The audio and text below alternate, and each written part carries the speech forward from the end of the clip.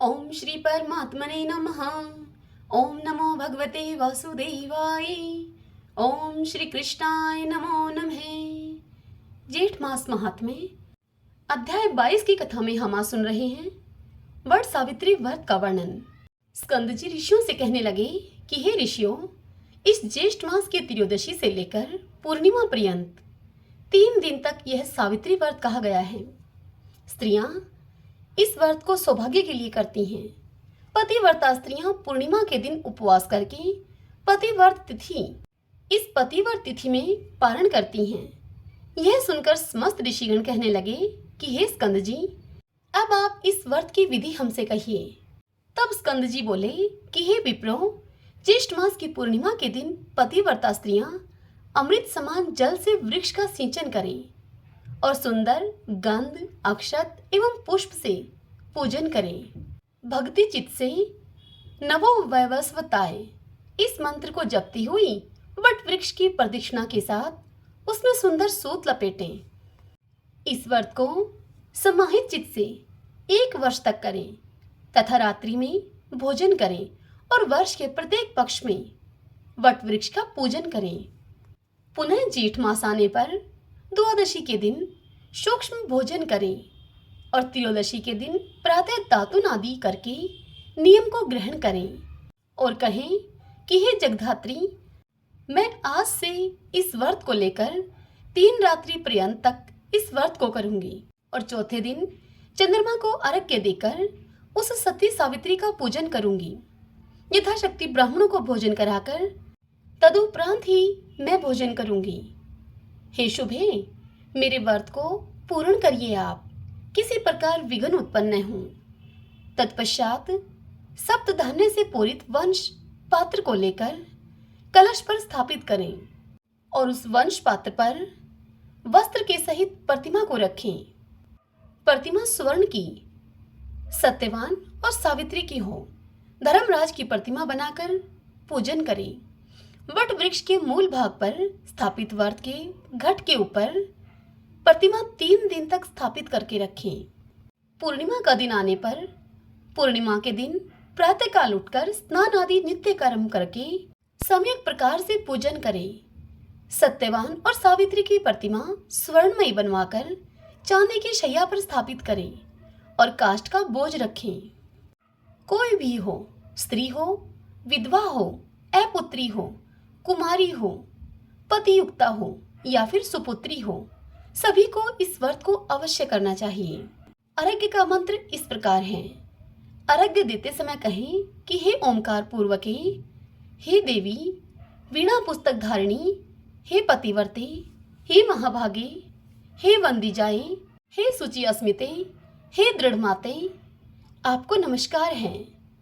हे वेद गर्भे, हे निमित्त प्रिय भाषण करने वाली, हे सुव्रते, आप अवध्य सौभाग्य तथा पुत्र, पौत्र और संख्य अर्थात मित्रता का सुख प्रदान करें। हे सुव्रते, आप इस अर्घ्य को ग्रहण करें, आपको नमस्कार है। हे देव, आपसे देवता, असुर, दानव, मनुष्य के सहित समस्त जगत व्याप्त है। हे देव, आप सत्य व्रत को धारण करने वाले हैं। हे ब्रह्मा रूप, आपको नमस्कार है। हे वैवस्वत, आप समस्त लोगों की कर्म साक्षी हो, शुभ तथा अशुभ कर्मों के विचार करता हूँ। आप इस अर्घ्य को ग्रहण करें, आपको नमस्कार है। हे धर्मराज, आपको नमस्कार है। हे धर्मरूप, आप धर्मराज हैं, पितरों के स्वामी हैं, समस्त जीवों के साक्षीभूत हैं। आप इस अर्घ्य को ग्रहण करें और मुझे पति सुख को प्रदान करें। इस प्रकार से 1 वर्ष पर्यंत को व्रत को करें। यदि कोई स्त्री असमर्थ हो तो 1 मास ही कर ले। यदि 1 मास व्रत करने की सामर्थ्य भी न हो तो 3 दिन तक ही इस व्रत को करें। इस प्रकार से पवित्र आत्मा 1 मास तक उपवास व्रत करे। जो कुलांगना ज्येष्ठ मास में प्रातःकाल स्नान नहीं करती है, महान व्रत रखने पर भी उन स्त्रियों का दुर्भाग्य होता है। जैसे अपवित्र अर्क अर्थात आग का वृक्ष, उस आग के वृक्ष की समस्त वस्तुएं निष्फल होती हैं, ठीक उसी प्रकार ज्येष्ठ मास में समस्त कर्म करने पर भी स्नान आदि प्रातःकाल न करने से समस्त कर्म निष्फल हो जाते हैं। इतनी कथा सुनाकर स्कंद जी कहते हैं कि हे ऋषियों, सावित्री के 3 दिन का व्रत करना और उसका विधान आप लोगों से मैंने कहा। व्यास जी युधिष्ठिर से कहते हैं कि हे नराधिप, ज्येष्ठ मास की पूर्णिमा यदि ज्येष्ठ नक्षत्र से युक्त हो तो छाता, जूता इत्यादि दान करने से राजा होते हैं। यहाँ मैंने ज्येष्ठ मास का महात्म्य संक्षेप से आपको बतलाया है और आपकी भक्ति को देखकर उससे प्रसन्नचित होकर जो कुछ भी शेष रह गया है वह सब मैं आपसे कहूंगा। इति श्री ज्येष्ठ मास महात्म्ये वट सावित्री व्रत वर्णन 12विंशो अध्याय संपूर्ण। ओम नमो भगवते वासुदेवाय। आइए अब हम आज की राम कथा सुनते हैं। सभी बोलिए जय श्री राम। सूत जी ऋषियों से कहते हैं कि हे द्विजवरों, अब मैं सेतु तीर्थ की यात्रा का कर्म बतलाता हूँ तुमसे, जिसे सुनकर मनुष्य तत्काल ही सब पापों से मुक्त हो जाता है। श्रेष्ठ बुद्धि वाला पुरुष स्नान और आचमन करके विशुद्ध चित होकर नित्य कर्म पूरा कर ले। उसके बाद भगवान रामेश्वर, शिव और राघवेंद्र श्री रामचंद्र जी की प्रसन्नता के लिए वेदों के पारगामी ब्राह्मणों को यथाशक्ति भोजन करवावे।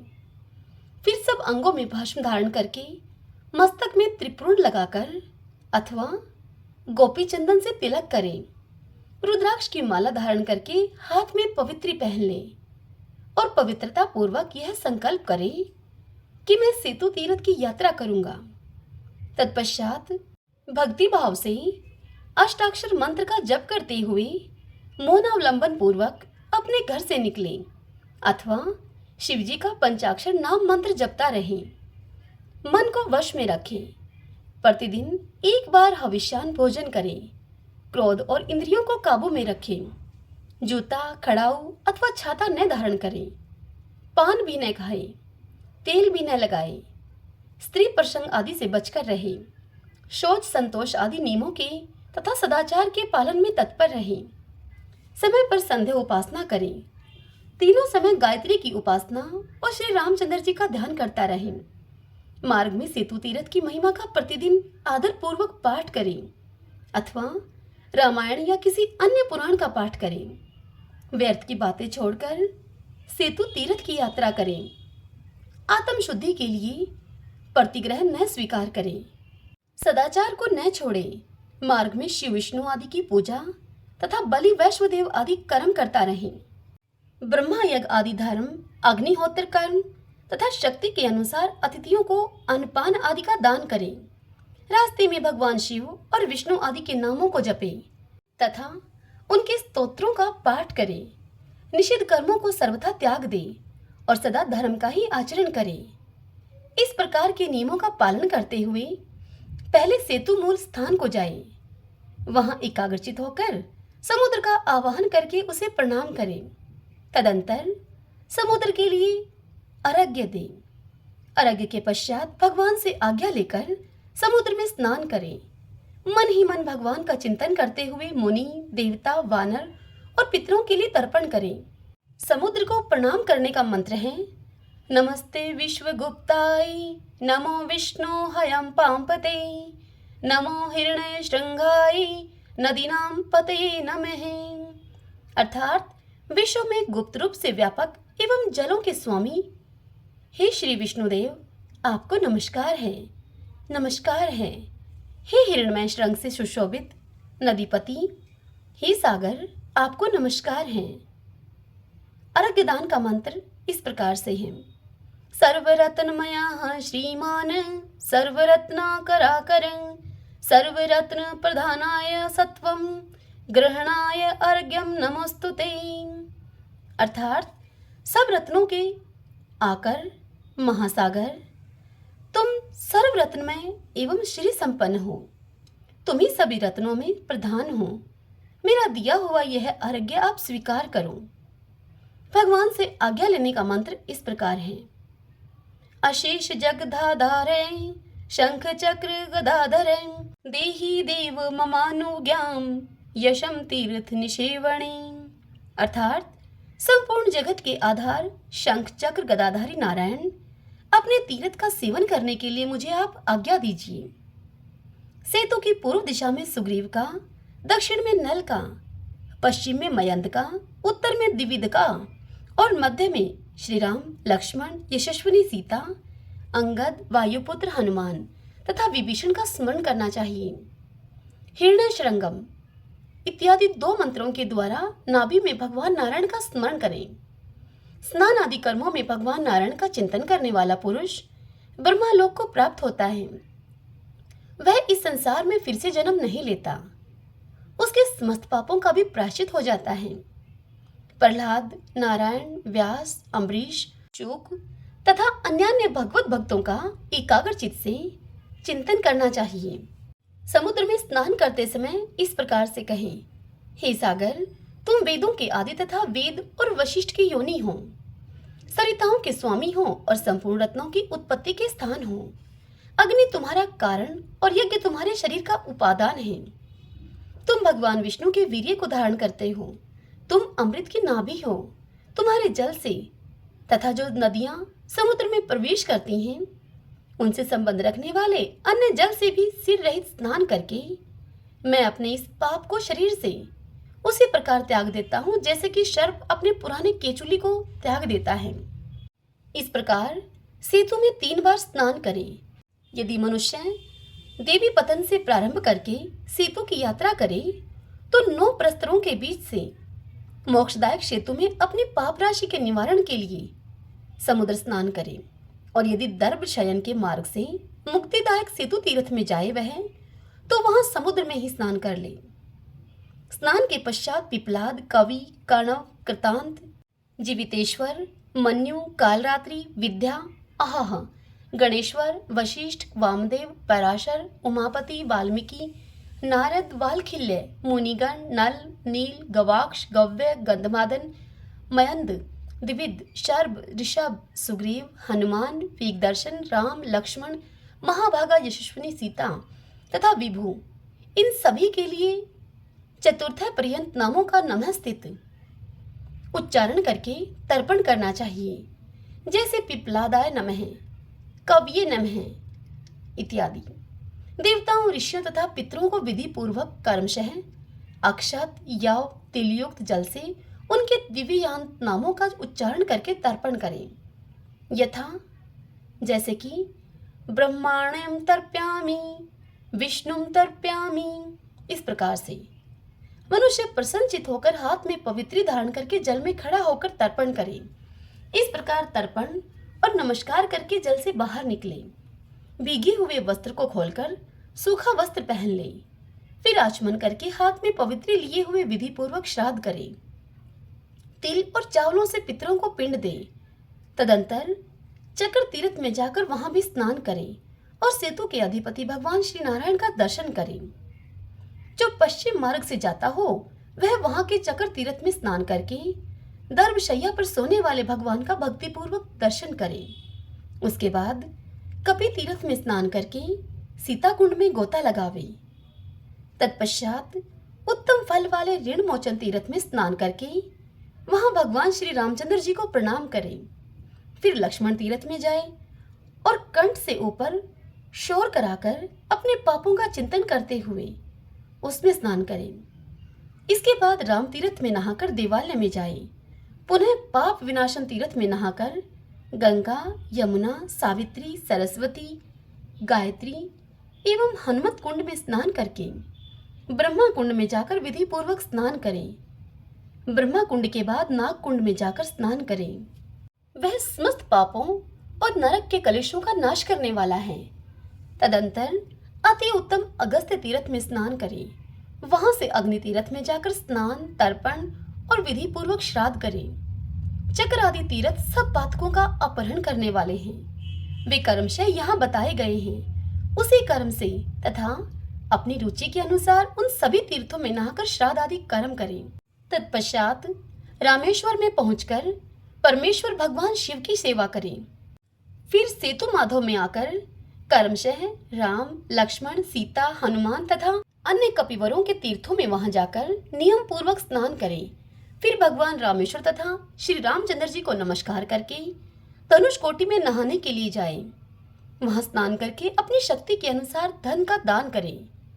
उसके बाद कोटि तीर्थ में आकर नियम पूर्वक स्नान कर ले और रामेश्वर नामक भगवान शिव को प्रणाम करके अपने पास धन हो तो ब्राह्मणों को सुवर्ण का दान करें। तिल, धान्य, गौ, क्षेत्र, वस्त्र, चावल आदि दान करें। धूप, दीप, नैवेद्य एवं पूजा के उपकरण भगवान रामेश्वर को अर्पण करें। फिर भक्ति पूर्वक प्रणाम करके आज्ञा लेकर सेतु माधव के समीप जाए। उन्हें भी धूप, दीप आदि भेंट करके उनकी आज्ञा लेकर पूर्वोक्त नियमों का पालन करते हुए अपने घर को लौट जाए। घर आने पर षड्रश भोजन के द्वारा ब्राह्मणों को तृप्त करें। इससे भगवान रामेश्वर प्रसन्न होकर उसे मनोवांछित वस्तु देते हैं। उसके लिए नरक का भय नहीं रहता और उसकी दरिद्रता का नाश हो जाता है। उस पुरुष की संतति बढ़ती है और शीघ्र ही संसार बंधन का नाश करके वह मनुष्य सायुज्य मोक्ष को प्राप्त होता है। जो भी मनुष्य यहाँ की यात्रा करने में असमर्थ हो, वह श्रुति, स्मृति तथा आगम ग्रंथों में जो सेतु महात्म्य सूचक परम पुण्यमय ग्रंथ हो उसका पाठ करावे अथवा स्वयं भक्ति पूर्वक उसका पाठ करे। ऐसा करने से वह सेतु स्नान के पुण्य को निसंदेह प्राप्त कर लेता है। मनीषी पुरुषों ने यह सुविधा अंधे और पंगु मनुष्यों के लिए ही बताई है। हे विप्रवरों, इस प्रकार यहाँ सेतु तीर्थ की यात्रा का क्रम बतलाया गया है। जो भी इसे पढ़ता है अथवा सुनता है वह सब दुखों से मुक्त हो जाता है। श्री सूत जी इतनी कथा सुनाते हुए आगे कहते हैं कि हे मुनिवरों, सेतु तीर्थ में किया हुआ जप, होम, तप और दान सभी अक्षय कहा जाता है। धनुष कोटि में स्नान करके भक्ति पूर्वक श्री रामेश्वर शिव का दर्शन करते हुए मनुष्य 3 दिन यहाँ निवास करे। यहाँ आदि षडक्षर ओम नमः शिवाय इस मंत्र का भक्ति पूर्वक 1008 बार जप करके मनुष्य भगवान शिव का सायुज्य प्राप्त कर लेता है। इस सेतु तीर्थ की महिमा का वर्णन करने के उद्देश्य से द्वौ समुद्रो इत्यादि श्रुति सनातन काल से विद्यमान है, जो माता के समान आदरणीय है। इसी प्रकार अधो यद्धारु यह दूसरी श्रुति भी उसी विषय में है। विष्णु है कर्माणि पश्यत यह श्रुति भी सेतु तीर्थ के वैभव का वर्णन करने वाली है। तद विष्णु है यह दूसरी श्रुति भी सेतु का महात्म्य सूचित करती है। इन वैदिक श्रुतियों के अतिरिक्त इतिहास, पुराण और स्मृतियां भी एक स्वर से सेतु तीर्थ की महिमा का वर्णन करती हैं। चंद्र ग्रहण और सूर्य ग्रहण के अवसर पर सेतु तीर्थ में स्नान करने वाला मनुष्य तत्काल कोटि जन्मों के पाप का नाश कर देता है। विषुव योग, उत्तरायण या फिर दक्षिणायन के प्रारंभ दिन, संक्रांति काल, सोमवार तथा अमावस्या एवं पूर्णिमा की तिथि, इन सभी अवसरों पर सेतु तीर्थ का दर्शन करने मात्र से ही 7 जन्मों का पाप नष्ट हो जाता है। सूर्य नारायण के मकर राशि में स्थित होने पर सूर्योदय काल में 3 दिन तक धनुष कोटि में स्नान करने से मनुष्य पापहीन हो जाता है। जो मनुष्य माघ मास में 15 दिनों तक धनुष कोटि में स्नान करता है वह बैकुंठ धाम को जाता है। माघ मास में राम सेतु तीर्थ में 20 दिनों तक स्नान करने वाला मनुष्य भगवान शिव का सामीप्य प्राप्त करता है और उन्हीं के साथ आनंदित होता है तथा 30 दिनों तक वहां स्नान करने वाला मनुष्य भगवान शिव का सायुज्य प्राप्त कर लेता है। अतः माघ मास में जब सूर्य का किंचन मात्र उदय हुआ हो उस समय मनुष्य राम सेतु में अवश्य स्नान करे। वहां स्नान ब्रह्म हत्या आदि पातकों का नाशक है। चंद्र ग्रहण, सूर्य ग्रहण तथा अर्धोदय योग में धनुष कोटि तीर्थ में स्नान करना अत्यंत आवश्यक है। पूर्व काल में भगवान श्री रामचंद्र जी ने रावण का विनाश करने के लिए इस तीर्थ में स्नान किया था और उक्त योगों में स्नान का नियम बताया था। उस समय सिद्ध, चारण, गंधर्व, किन्नर, नाग, ब्रह्म ऋषि, देव ऋषि, राज ऋषि, पितृ समुदाय तथा ब्रह्मा आदि देव समुदाय भी धनुष कोटि तीर्थ का सेवन करते हैं। जो मनुष्य पुण्य में राम सेतु का स्मरण करके जहाँ कहीं भी पोखरे आदि के जल में स्नान करता है उसका किंचन मात्र भी पाप कहीं शेष नहीं रहता। सेतु के मध्य में विद्यमान तीर्थों में मुट्ठी भर अन्न देने से भी सब रोग और भ्रूण हत्या आदि पाप नष्ट हो जाते हैं। धनुष कोटि के दर्शन मात्र से मनुष्य अपने समस्त कुल को तार देता है। श्री रामचंद्र जी के धनुष की कोटि से की हुई रेखा में स्नान करने से करोड़ों पातकों का तत्काल नाश हो जाता है। जहां सीता जी अग्नि में समाई थी, उस कुंड में स्नान करने से सैकड़ों भ्रूण हत्याएं क्षण भर में नष्ट हो जाती हैं। जैसे श्री रामचंद्र जी हैं, वैसा ही सेतु तीर्थ है। जैसे विष्णु भगवान हैं, वैसे ही गंगा भी है। अतः ही गंगे, हे हरे, हे राम सेतु तीर्थ, ऐसा उच्चारण करता हुआ जहां कहीं तीर्थ के बाहर भी स्नान करता है कोई, तो उससे वह परम गति को प्राप्त होता है। गंधमादन पर्वत पर सेतु में अर्ध उदय योग की बेला में स्नान करके जो पितरों के उद्देश्य से सरसों भर भी पिंडदान देता है, उसके पितर जब तक सूर्य और चंद्रमा स्थिर रहते हैं तब तक तृप्त रहते हैं। सेतु, पद्मनाभ, गोकर्ण और पुरुषोत्तम, इन तीर्थों में समुद्र के जल में किया जाने वाला स्नान सभी समय में अभिष्ट है। शुक्र, मंगल, शनिश्चर के दिन संतान की इच्छा रखने वाला मनुष्य सेतु तीर्थ के सिवा और कहीं सार समुद्र में स्नान न करे। जिसकी पत्नी गर्भिणी हो, वह भी सेतु के सिवा अन्य स्थानों में समुद्र में स्नान न करे। सेतु का स्नान सदैव उत्तम है। दिन, तिथि और नक्षत्र के नियम सेतु से भिन्न तीर्थों के लिए ही हैं। सेतु में नदी और समुद्र के संगम में, गंगा सागर संगम में, गोकर्ण क्षेत्र में और पुरुषोत्तम तीर्थ में भी सदैव समुद्र स्नान का विधान है। इन तीर्थों के अतिरिक्त और कहीं बिना पर्व के समुद्र के जल का स्पर्श भी न करें। सीता और लक्ष्मण के साथ भगवान श्री रामचंद्र जी ने यहाँ सब देवताओं, पितरों और मुनियों के सुनते हुए यह प्रतिज्ञा की थी कि जो भी मनुष्य यहाँ मेरे द्वारा निर्मित सेतु में स्नान करेंगे, वे यहाँ मेरे प्रसाद से फिर जन्म नहीं ग्रहण करेंगे। मेरे सेतु के दर्शन मात्र से सब पाप नष्ट हो जाते हैं। राम सेतु में रक्षा के लिए भगवान महाविष्णु सेतु माधव नाम से प्रसिद्ध होकर निवास करते हैं। माघ के महीने में जब सूर्य नारायण श्रवण नक्षत्र में स्थित हों, तब रविवार के दिन सूर्य के अर्धोदय काल में यदि नागकरण के रहित अमावस्या की तिथि हो, साथ ही व्यतिपात योग भी हो, तो उस समय वह अर्धोदय योग पुण्यदायक माना गया है। उस योग में सेतु तीर्थ में किया हुआ स्नान सायुज्य मुक्ति का कारण है। पूर्वोक्त योगों में से यदि एक एक भी मिल जाए तो वह स्नान, दान, जप और पूजन से मोक्षदायक होता है। फिर तिथि, वार, नक्षत्र, योग और संक्रांति, ये पांचों मिल जाएं, तब तो पुण्य के विषय में कहना ही क्या है। नक्षत्रों में श्रवण, तिथियों में अमावस्या, योगों में व्यतिपात योग और दिनों में रविवार यहाँ के लिए श्रेष्ठ हैं। मकर राशि में सूर्य के स्थित होने पर यदि पूर्वोक्त चारों का योग हो, तो उस समय जो मनुष्य सेतु तीर्थ में स्नान करता है, वह मानव फिर कभी माता के गर्भ में नहीं जाता, अपितु सायुज्य मोक्ष को पा लेता है। इस प्रकार से उक्त महोदय कारक काल पुण्य काल बताया गया है। इन पुण्य समयों में सेतु तीर्थ के भीतर दान का विधान है। जिस ब्राह्मण में सदाचार, तप, वेद, वेदांत, श्रवण, शिव विष्णु आदि की पूजा तथा पुराण तीर्थ प्रवचन की शक्ति हो, वह दान का उत्तम पात्र बताया गया है। यदि सेतु तीर्थ में सुपात्र ब्राह्मण मिल जाए तो उसी को दान देना चाहिए।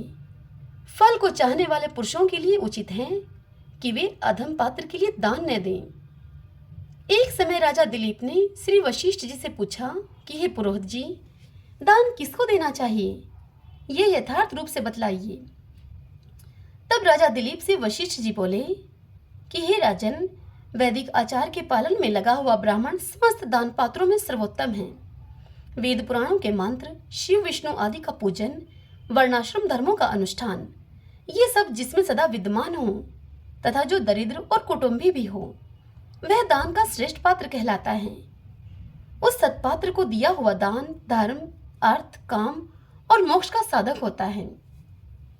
पुण्य तीर्थों में विशेषतः सत्पात्र को दिया हुआ दान हितकारक होता है। दुष्ट पात्र को दान देने से नाना प्रकार के दोष प्राप्त होते हैं। अतः सब प्रकार के यत्न करके सत्पात्र को ही दान देना चाहिए। सत्पात्र तीर्थ में उपस्थित न हो तो किसी भी सत्पात्र को देने का संकल्प करके तीर्थ में जल छोड़ देना चाहिए। यदि वह सत्पात्र जीवित न हो तो संकल्पित वस्तु उसके पुत्र को देनी चाहिए, परंतु तीर्थ में अधम पात्र को दान कदापि न करना चाहिए। श्री सूत जी कहते हैं कि हे ऋषियों, वशिष्ठ जी के ऐसा कहने पर राजा दिलीप ने तभी से सदा सत्पात्र को ही उत्तम दान दिया। अयोध्या, दंडकारण्य, विरूपाक्ष, वेंकटाचल, शालिग्राम, प्रयाग, कांची, द्वारका, मथुरा, पद्मनाभ, काशी, विश्वनाथपुरी, सब नदियां, समुद्र तथा भास्कर पर्वत, इन क्षेत्रों में मुंडन और उपवास आवश्यक बताया गया है। जो मनुष्य मुंडन और उपवास न करके अपने घर को चला जाता है, उसके साथ ही उसके पातक भी उसके घर को लौट जाते हैं। गंधमादन पर्वत पर जो 24 तीर्थ हैं, उनमें से लक्ष्मण तीर्थ में मुनियों ने मुंडन कराने का आदेश दिया है। लक्ष्मण तीर्थ के तट पर केवल सिर के बाल बनवाने चाहिए।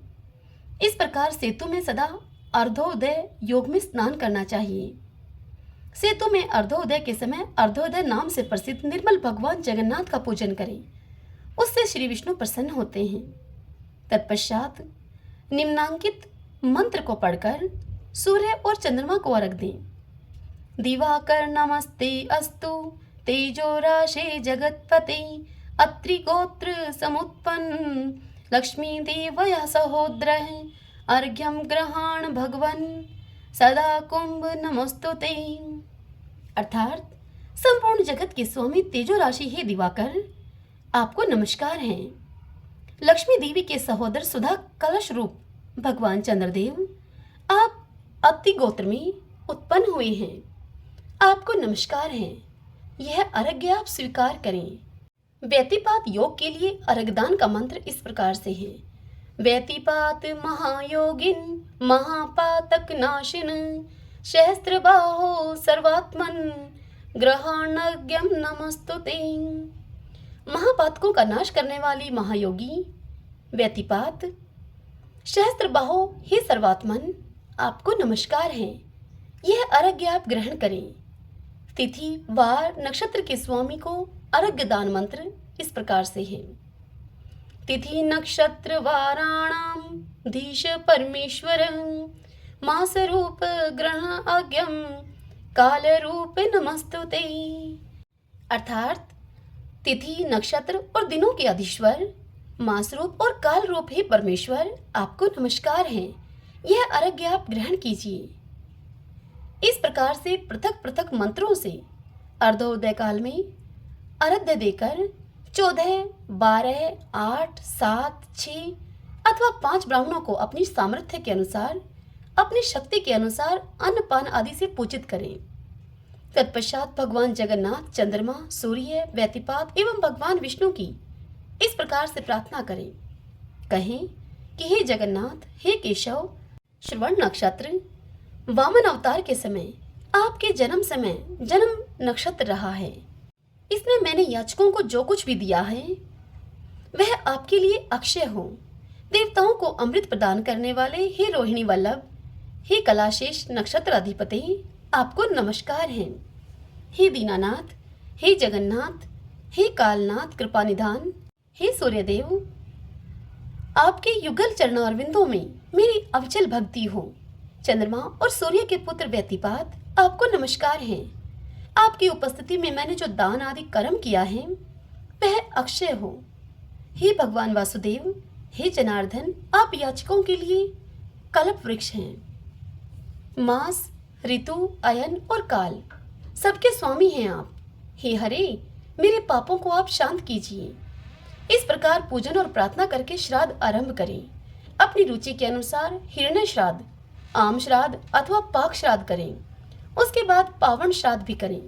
स्नान काल में सेतु इस नाम का उच्चारण करने पर मनुष्यों के करोड़ों पातक तत्काल नष्ट हो जाते हैं और वे भगवान विष्णु के परम पद को प्राप्त होते हैं।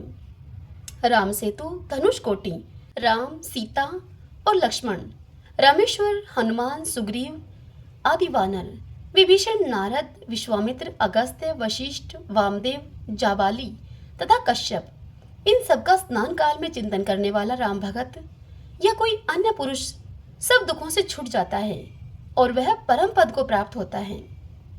सत्य क्षेत्र, हरि क्षेत्र, कृष्ण क्षेत्र, नैमिष क्षेत्र, शालिग्राम तीर्थ, बद्रिकाश्रम, हस्ती शैल यानी कि कालहस्ती, वज्राचल, शेषाद्री, चित्रकूट, लक्ष्मी क्षेत्र, कुरंग क्षेत्र, कांची, कुंभकोण, मोहिनीपुर, इंद्राचल, श्वेताचल, पुण्यमय महास्थल पद्मनाभ, फुलग्राम, घटिकाद्रि, सार क्षेत्र, हरिस्थल, श्रीनिवास क्षेत्र, भगन्नाथ महास्थल, आलिंद नामक महाक्षेत्र, शोक क्षेत्र, वारुण क्षेत्र, मथुरा, श्री गोष्ठी, पुरुषोत्तम, श्री रंग क्षेत्र, पुंडरीकाक्ष तथा अन्य वैष्णव स्थलों में स्नान करने से जो पाप नष्ट होते हैं वे सब केवल सेतु तीर्थ में स्नान करने से निश्चय ही नष्ट हो जाते हैं। जो मनुष्य प्रातःकाल जलाशय में जाकर स्नान और आचमन करके शुद्ध चित्त होकर प्रसन्न मन से संध्या उपासना पूर्वक वेद माता गायत्री की उपासना नहीं करता, अथवा जो पाप से दूषित अंतःकरण वाले मनुष्य आलस्य को छोड़कर सायं, प्रातः एवं मध्याह्न काल में संध्या नहीं करते, ब्रह्मा यज्ञ, बलि वैश्वदेव और दोपहर के समय अतिथि पूजा से मुंह मोड़ते हैं, इसी प्रकार जो सायंकाल में भी अतिथियों का उनकी इच्छा के अनुरूप सत्कार नहीं करते, उन सबके उन कर्मों के त्याग से होने वाले समस्त पाप धनुष कोटि में स्नान करने से नष्ट हो जाते हैं। जो मनुष्य मध्याह्न काल में सन्यासियों को भिक्षा नहीं देते, जो कुत्सित बुद्धि वाले विप्र अपने पढ़े हुए तीनों वेदों को भूल जाते हैं अथवा वेद और वेदांगों का अध्ययन नहीं करते, प्रत्येक वर्ष में माता और पिता का श्राद्ध नहीं करते, तथा जो लोभवश महल्ले श्राद्ध, नित्य श्राद्ध, अष्टका श्राद्ध और अन्य नैमित्तिक श्राद्धों से भी जी चुराते हैं, उनके भी पातक धनुष कोटि में नहाने से दूर हो जाते हैं। कोई दुराचारी रहा हो अथवा उत्तम आचरण वाला हो, यदि वह धनुष कोटि तीर्थ का सेवन करता है तो उसके संसार बंधन का नाश होकर पुनर्जन्म का अभाव हो जाता है। जो संसार समुद्र से पार होना चाहता हो उसे शीघ्र ही श्री रामचंद्र जी के धनुष कोटि में जाना चाहिए। हे मुनीश्वरों, तुम भी मुक्ति की सिद्धि के लिए श्री रामचंद्र जी की धनुष कोटि में जाओ।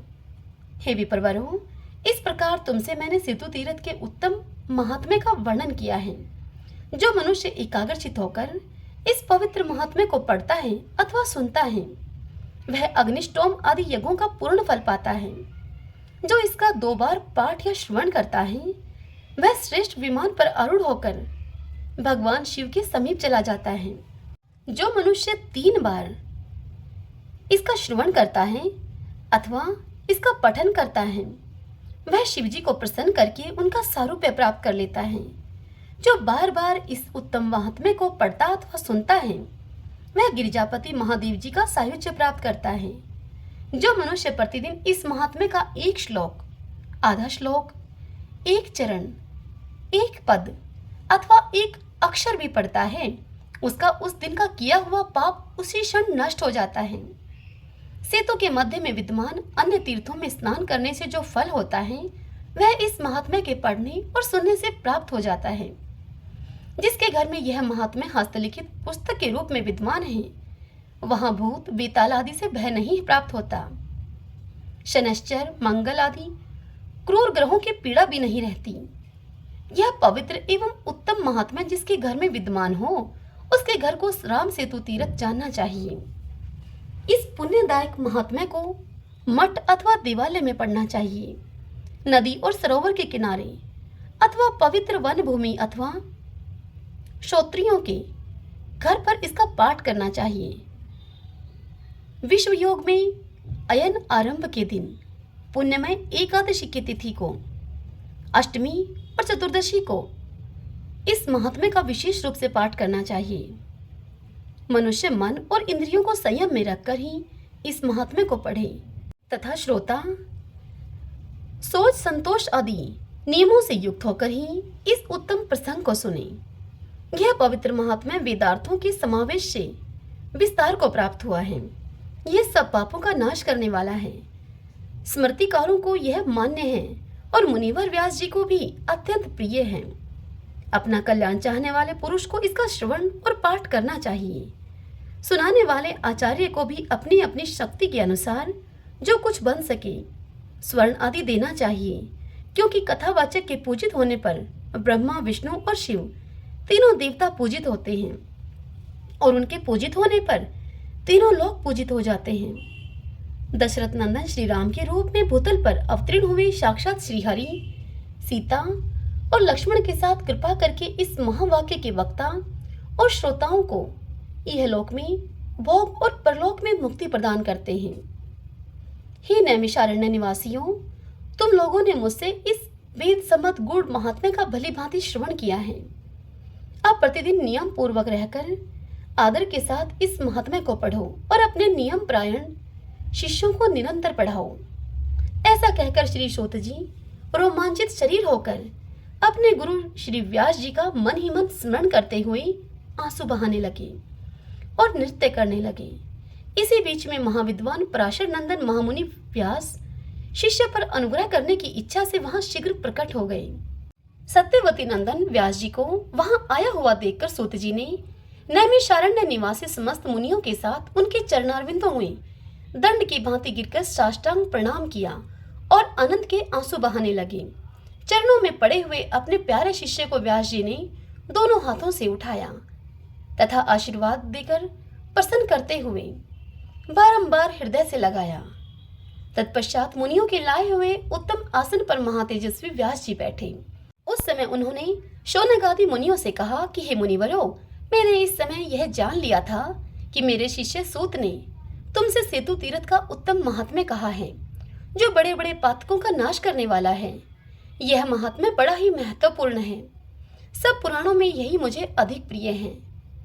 धर्मराज युधिष्ठिर मेरी आज्ञा मानकर अपने पुरोहित धौम्य से प्रतिदिन यह महात्म्य सुनते हैं। अतः तुम भी इस उत्तम सेतु महात्म्य को सदा पढ़ो, सुनो और अपने शिष्यों को भी पढ़ाओ। व्यास जी का यह वचन सुनकर मुनियों ने बहुत अच्छा कहकर उनकी आज्ञा सिरोधार्य की। तदंतर व्यास जी भी अपने शिष्य सूत जी को अपने साथ में लेकर मुनियों से पूछकर कैलाश पर्वत को चले गए। हरि ओम तत्सत। ओम नमो भगवते वासुदेवाय। जय सिया राम।